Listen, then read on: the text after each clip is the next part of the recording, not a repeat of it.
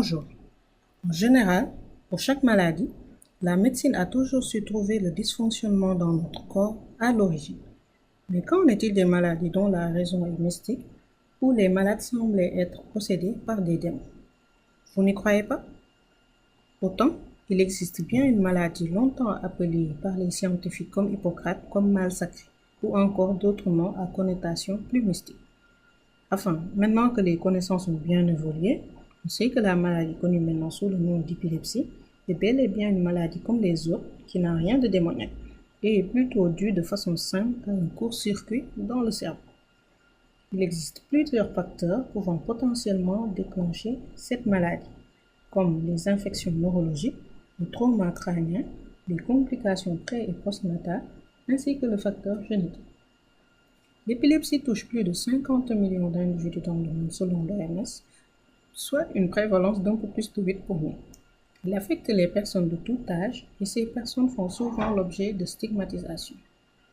Donc, comment se fait-il que dans un village au centre de mon pays, le Sénégal, nommé Lomé, plus de la moitié de la population semble être touchée par l'épilepsie?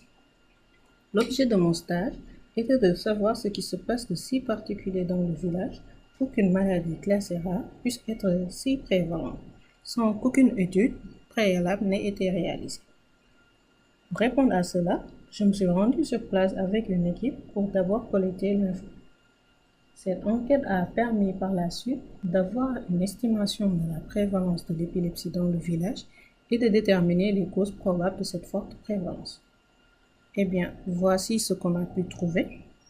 La prévalence de l'épilepsie allait jusqu'à plus de 32% à Lomé et la fréquence de la maladie était due au fait que dans le village, les populations se mariaient seulement entre eux, développant ainsi les mariages consanguins. De plus, la plupart des malades avaient eu au sein de leur famille des antécédents d'épilepsie chez leurs ancêtres. C'est donc le facteur génétique qui était le plus mis en cause dans notre étude.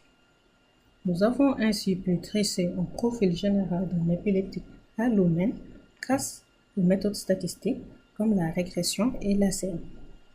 Il s'agit en général d'une personne jeune, non instruite, avec des parents qui ont eu un lien de parenté très fort, soit en tant que cousin et cousine, soit en tant qu'oncle et nièce, et un accouchement de la mère à domicile.